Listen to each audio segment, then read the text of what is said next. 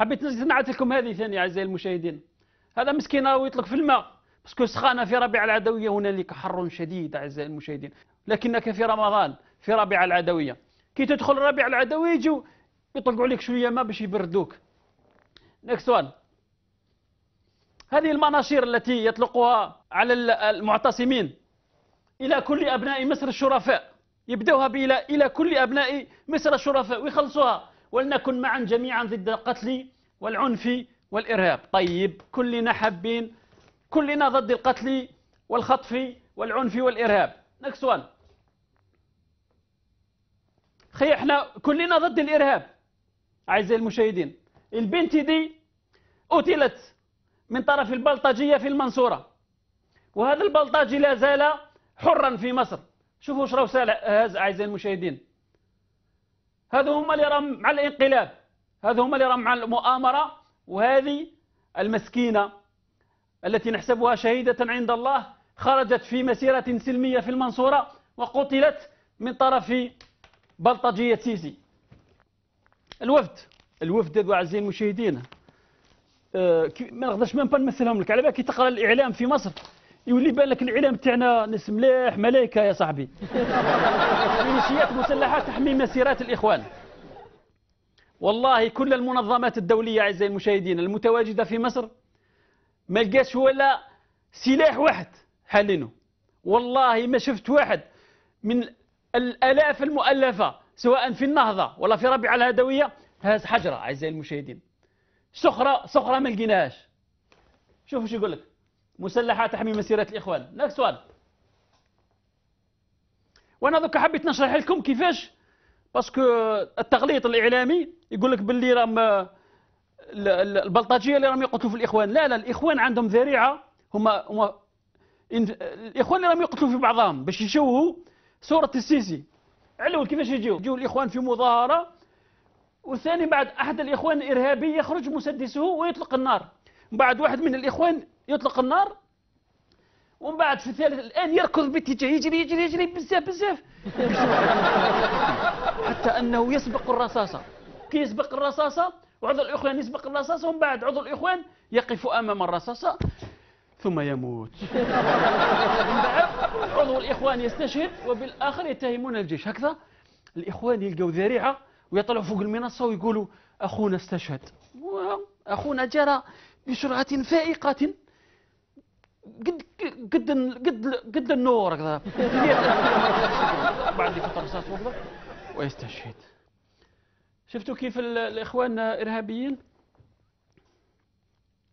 سلاح آخر أعزائي المشاهدين لقيناه على جثث هؤلاء الشباب المعتصمون في كل الميادين في مصر.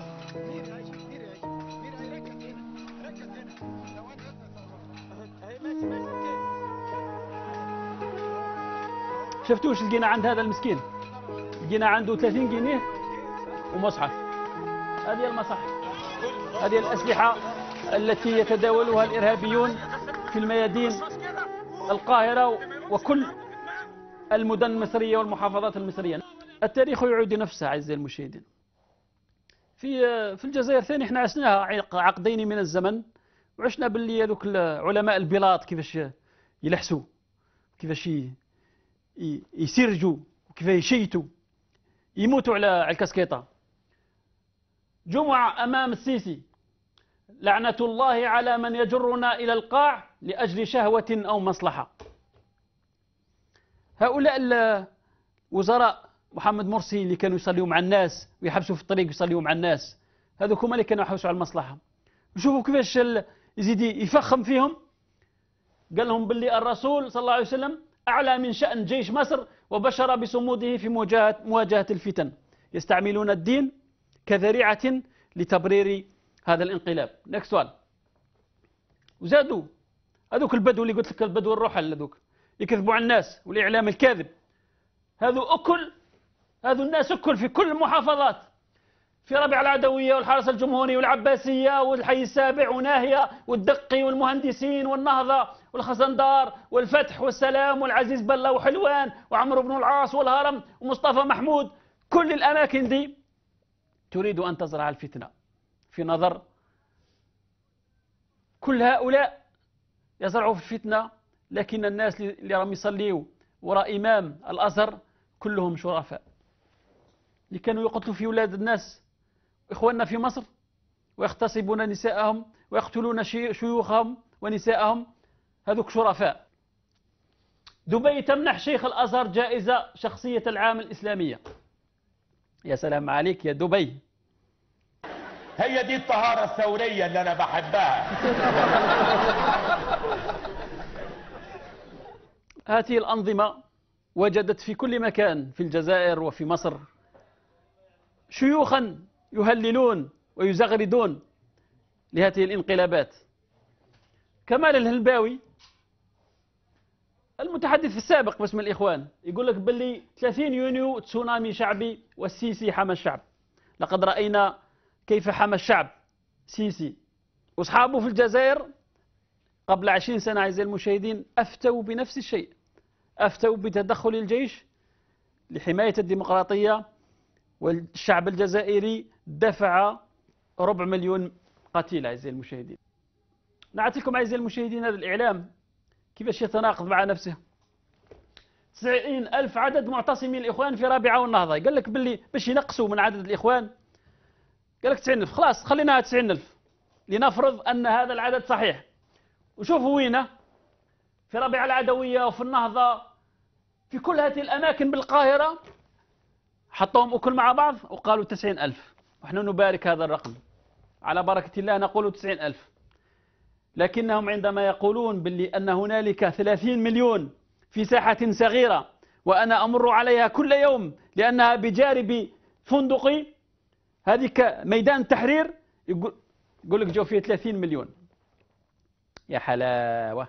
بتاع ربنا، وانا اللي عارف ربنا صح وتعرف ربنا صح، وتدخل السياسه في الموضوع. طيب ممكن مع بعض يعني نحلي عينينا ايه ده فين بهذا المنظر، توافد المتظاهرين على ميادين ما شاء الله مصر. شايف حضرتك المنظر عامل ازاي؟ اعتقد ان ده معقول. ده ايه؟ معقول. ده ايه؟ معقول. ده ايه؟ دول بتوعهم ولا ايه؟ دول بتوعهم ولا ايه؟ مش عارف يعني، لسه انا بس طب في امريكا بعد انتصار اراده الفراعنه، طز هذه الاخوان الجزائريين المتتبعين للجورنال، طز بالمصريه تسمى في الجزائر طز. طز في امريكا بعد انتصار اراده الفراعنه. وامريكا الان هي سيده الموقف في المنطقه. هذو اعزائي المشاهدين باش ندير لكم الانالوجي برك، مفارقه بين الشرف الجزائر منذ عقدين. هذه الفنانات هذو على بالك دوكا راهم يسكنوا، كاينه قاهره جديده، مدينه جديده في القاهره، عندهم فيلات وعندهم مسابح وعايشين خير من المصري المسكين اللي ما لقاش لقمه عيش. هذو مع سيسي اولا واخرا. وحنا عندي جبت لكم واحد الصوره، حنا صورة عندنا، دير لي صوره اخرى من فضلك. حنا ثاني عندنا واحد المراه كانت تعيط وتندد بالديكتاتوريه في الجزائر وتسب الجيش وحامله صوره تاع رئيس الحزب تاعها. هذه الان اعزائي المشاهدين اسمها خالده تومي. نقول لكم اخواتنا في مصر واش راهي تخدم الان. هذه وزيره الثقافه في الجزائر. خالده ministre de la culture, je ne vous le souhaite pas. التضليل الاعلامي اعزائي المشاهدين. شوفوا النهار، هنالك قناه اسمها النهار في مصر. اي شوفوا كيفاش ربي يدير. يا نهار اسود، شوفوا يا محاسن الصدف. النهار وش نعتوا، شوفوا نعتوا السويس الان، هاو السويس، هاي من ميدان السويس فرغان، ونفس الميدان حطوه الفوق وكاتبين تحته رابعه العدويه الان. السي محمد يديرونا بقوله، يديرونا ابيتو. ابيتو في مصر معناها عبيط. كاع عبيطو. نيكست وان. هذه اشطون كما جات للبراد اعزائي المشاهدين، حفت له مليح. حفت له بعد دز واحد التويتر، شوفوا واش كتب في التويتر. نيكست وان. قال العين صابتني ورب العرش نجاني.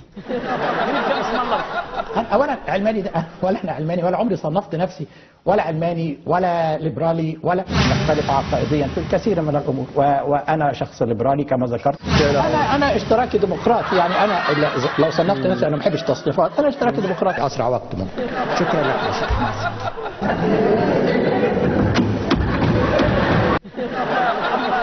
نروح من مصر اعزائي المشاهدين باش نقول هذو الفلول تاع السيسي باللي انا ثاني مخابراتي.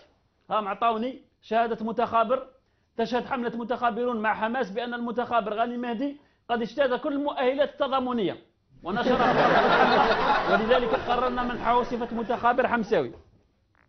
كاع رانا في الجزائر متخابرين. نكست وان. واش مليح في مصر أعزائي المشاهدين؟ ما يمنوش بحركة المرور. طاكسيور كي تقول له كي تحبسوا، منين تحبسوا يبدا يحط يدو على لاصونات.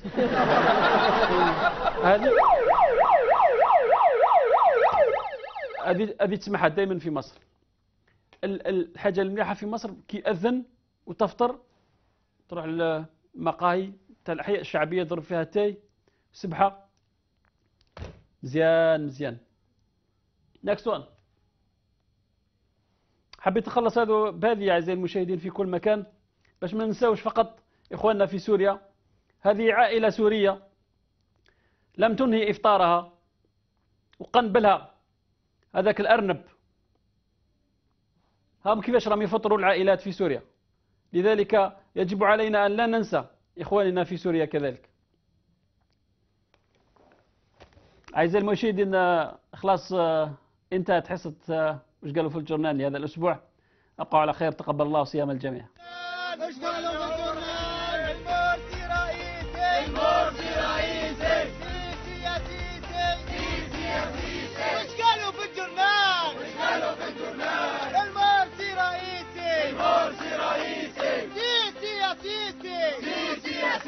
المرسي رئيسي